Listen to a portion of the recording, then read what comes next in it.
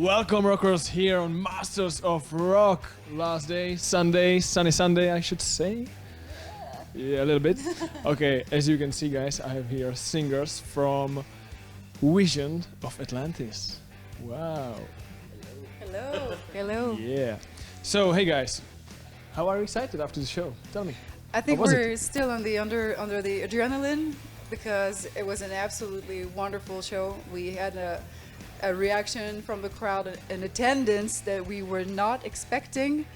We were there yesterday. We enjoyed this wonderful festival, and to see that many people, it was incredible for us because it's not the first time that we play Masters of Rock, but it was a wonderful welcome back, and being with the orchestra, it was for us, of course, a very, very special show, even more pressure, but in a good way. So it was amazing to have this moment together and to share the energy with the Czech people again. Thank you so much for having us.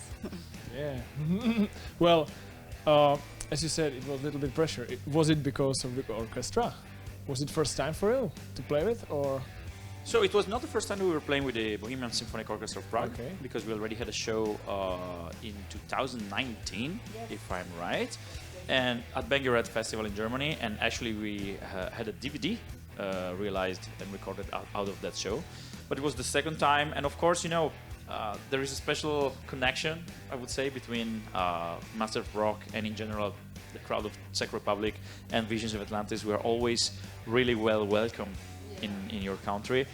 So offering the show to your people, it's, yeah, I mean, I felt the adrenaline ongoing on stage. It's special, you know. And what it was like when you were in the backstage right before your show and after? Well, you know, it's the last minutes before hitting the stage. It's a moment where I personally completely empty my mind because I want to just channel my energy to be able to be there, be confident, knowing that I know my lyrics, that I know my songs, that everything is going to be fine, trusting the entire process. Because if we start to think too much of what could go wrong, or is everyone plugged in, because, you know, there's no really a sound check at festivals, so with an orchestra it could be that, you know, some people don't hear, or some instruments are just not plugged, you don't know. So it's really about just finding the calm inside, and these moments are for me really going inwards and finding the energy and the way to channel it so that we enter the stage, boom, and we just give the show, and it goes like this. So yeah, I don't know if I have really thoughts in that moment, but how about you? The thing is that it all runs so fast, you know, because of course when you love something, this is a typical thing, it runs away like in an instant. So we started the first song, I was like shaking, honestly. And really, in like 5 minutes, yeah, I mean, I still have this vibe. You know, when I go on stage, it doesn't matter if it's a club show, if it's a festival show. And I believe that this is like the engine to my energy and to my passion, you know, like the moment in which I will stop feeling this, you know, shaking energy before the show and during the show, I think something will be going wrong in that moment. But right now I have it, I feel it, so I'm super happy, and that's also a con. Because at the end of the game, like in a blink of an eye, the show is over. So I think that we are still feeling the energy right now, right? Well, for me it was too short show. I think you deserve much more time for it. It was brilliant. And still, it was an hour. You know, it was not a short set for us. So well, I think hour and a half should be maybe many next time, hopefully. I hope so. Okay, what a beautiful answer. Thank you, guys. Thank you.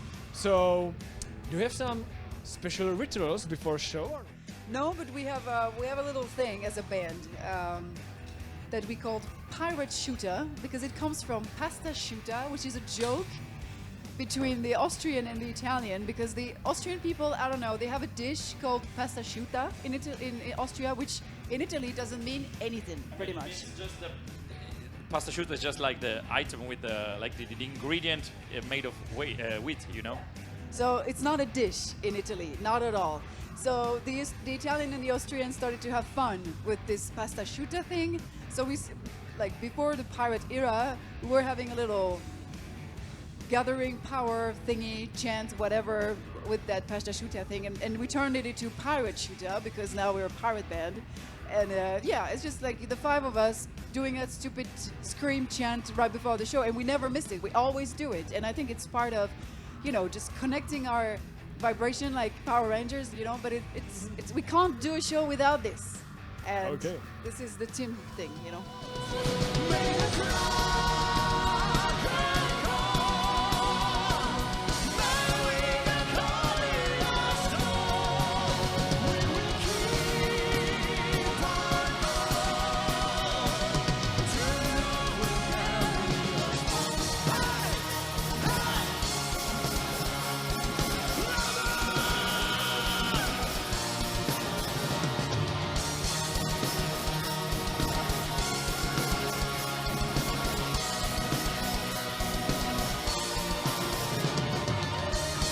And tell me, have you prepared something special for this show you just had? It was something special for you because of this event? Well, the set list is not the standard one that we bring to the other festival, for sure, because we wanted to have some moments in which we could showcase the orchestra. This is, you know, something that it's worth it when you have like organic violins, organic strings, organic horns and everything. So usually at festival we bring like the fastest songs and the most metal tracks, I would say. But today, I was up to say tonight, but it was like in the afternoon. So today we brought two ballads. Freedom from the latest record Pirates and Nothing Lasts Forever from the previous record Wanderers. And lately we are not playing these songs at the festivals, and we also have some longer intros that are only instrumental and that are of course based on the orchestral sounds that we use during that we use for the CDs, you know, for the records, which sometimes are samples, sometimes, you know, we have one instrument which is real that guides and it's put in the mix. But today we could have everything organic. So it was worth it, you know, to have like the intro of Master the Hurricane or the intro of The Deep in the Dark, a bit, you know, more focused on the orchestra. So we did it. Yeah, it was. Okay, and when we are talking about it, who chose today's program or set list? It was conductor or it was the band? No, it's us. It's as Michele said, when we know we're gonna have an orchestra with us, we choose the songs accordingly. We choose songs that showcases the orchestra. And we create a set list that we think would be nice to show the orchestra. Of course, we also took into account the fact that they played some songs with us already in 2019. So that's why we brought up like Nothing Lasts Forever, for instance, because it was easier for them to get into that song they already played. So yeah, but it was, we master our show, let's say. Okay, thank you. So the arrangements were already made, if I get it right. Okay. Some of them, yes. And then, of course, for the songs from Pirates, they had to do new arrangements because this is the first time that they were playing the songs. And how long did it take? I mean, to rehearse all of this? How did it take? They rehearsed on their own. Like, they rearranged the songs based on, of course, the MIDI and the chord sheets that we gave them. And then, honestly, together, us and them, we rehearsed only once. We rehearsed only once. Island in your land, so far we have been. Battles and sickness, whole lot of sin. Faith of the man whose heart is too deep. Faith of the man whose faith is the treasure. Let us sail away.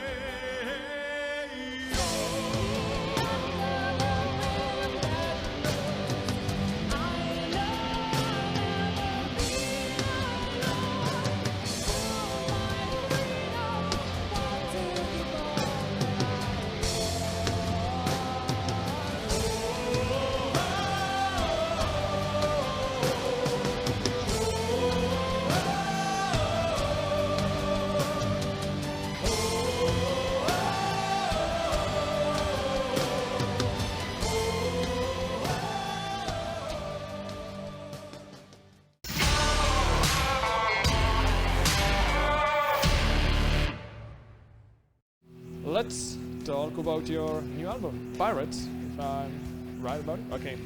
How are you satisfied with it? Well, with the record itself, we put so much effort in it. The pandemic was a wonderful time for us because it really gave us plenty of time to. Musically speaking.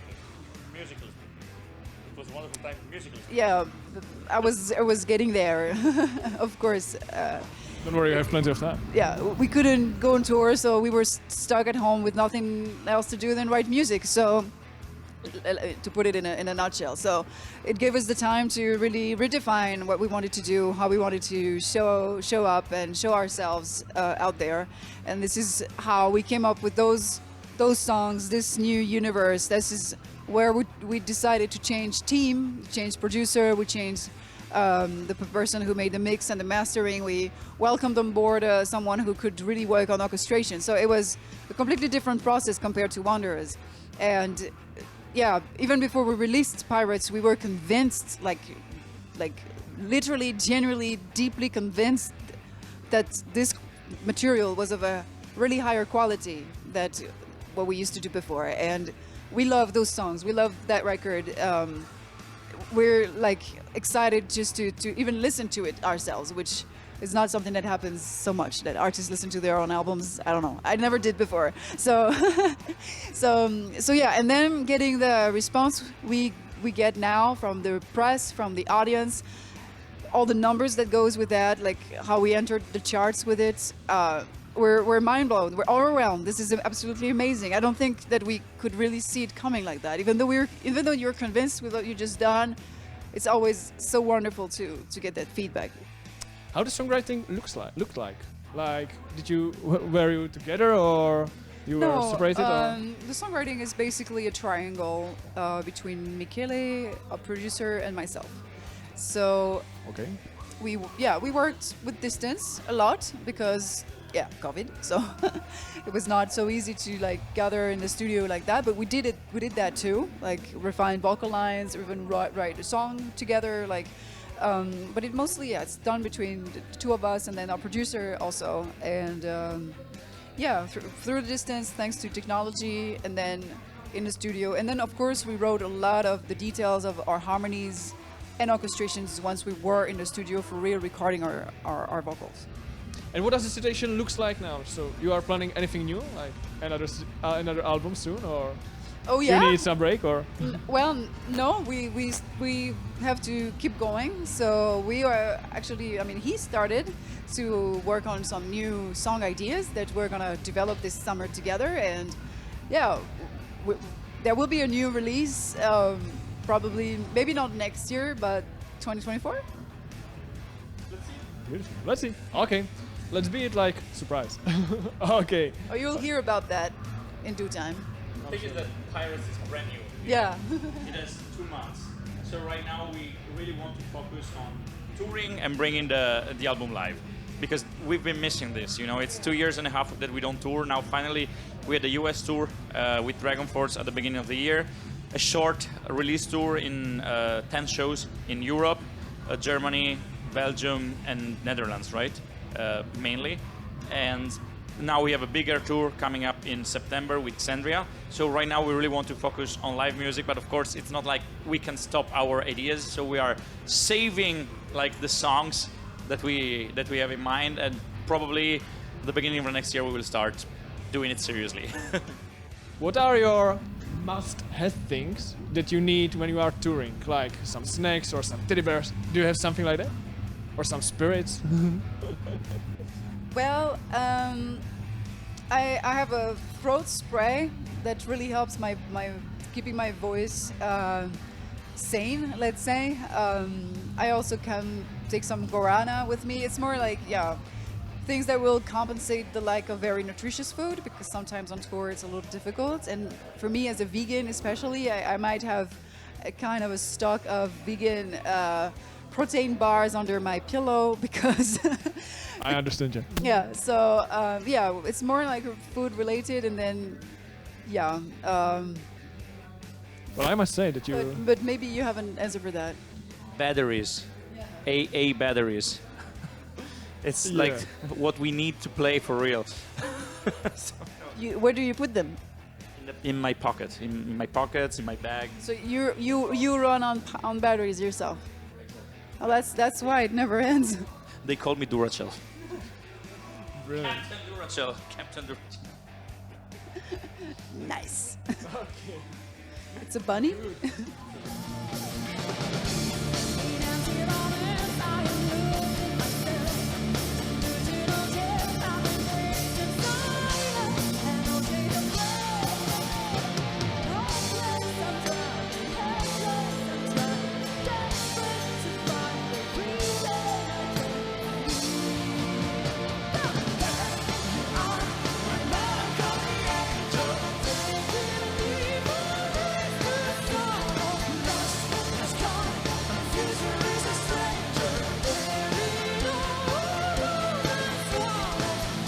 You played here in Czech Republic a few times, so do you have any memorable moments?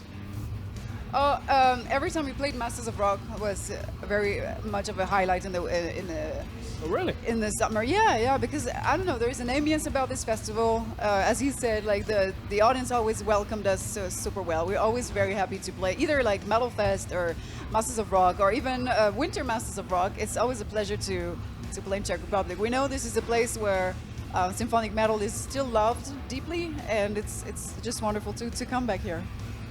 Thank you. Only I can say is thank you. Okay, and where have you experienced the most craziest fans? In North America and in South America, because to be very honest, this crowd today was amazing, very responsive. Like when he asked them to jump on Melancholy Angel, it was amazing to see this mass of people just jumping. It was crazy what you can make people do, you know. But in the U.S., I think they missed the shows. Oh, I don't know what happened, but they were making circle pits on Return to Lemuria, which is a power metal. It's a fast song, but still we're not Cataclysm or Testament. We're not a death metal band, and we had crazy mosh pits and circle pits in our music, and this was crazy to see. It happened in North America, it happened in Canada as well. And the South American crowd, they're just so intense. Like they sing the entire show, even though they don't speak English. So it's just wonderful. We can't, yeah. Promoter of this festival said that this was one of the best shows. What do you think? So Your best show. George told us the same. Like he came to our You see, I'm not lying. container, yeah, and this is really nice. You know, the thing is that with this lineup of Visions of Atlantis, we finally found family. I would say family. Like Visions of Atlantis had a lot of lineup changes through the years, and this lineup is finally stable. This is the 4th or 5th year that we are together, if I'm right. And basically, this never happened. Like we feel reborn. We feel like we are together, and we truly are. Again, brothers. Yeah, that's the thing. You know, we hang out together, we have fun together, we tell each other our secrets, we are like the people that we need in the darkest moment and in the brightest moments together. And I think this is something that really gives a different energy and a different power to the band. Like, I believe that if you watch Visions of Atlantis right now, you don't only see a band performing, but you see that there is chemistry, not only between, you know, this and this other member, but between the 5 of us. You know, we trust each other. We know that when something happens on stage, we can rely on the other, and it's the same outside of the stage.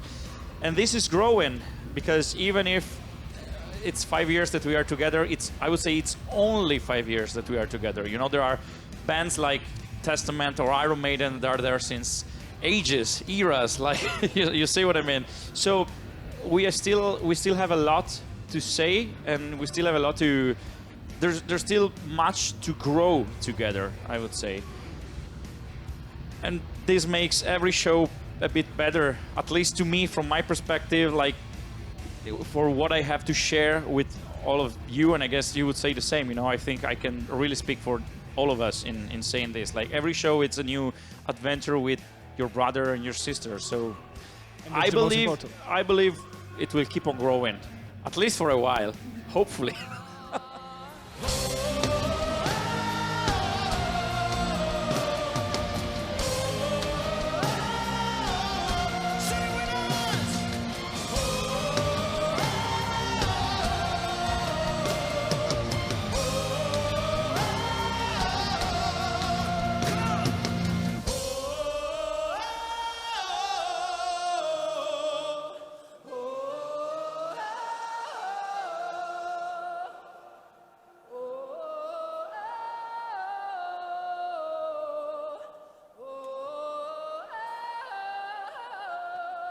Thank you very much, Masters of Rock!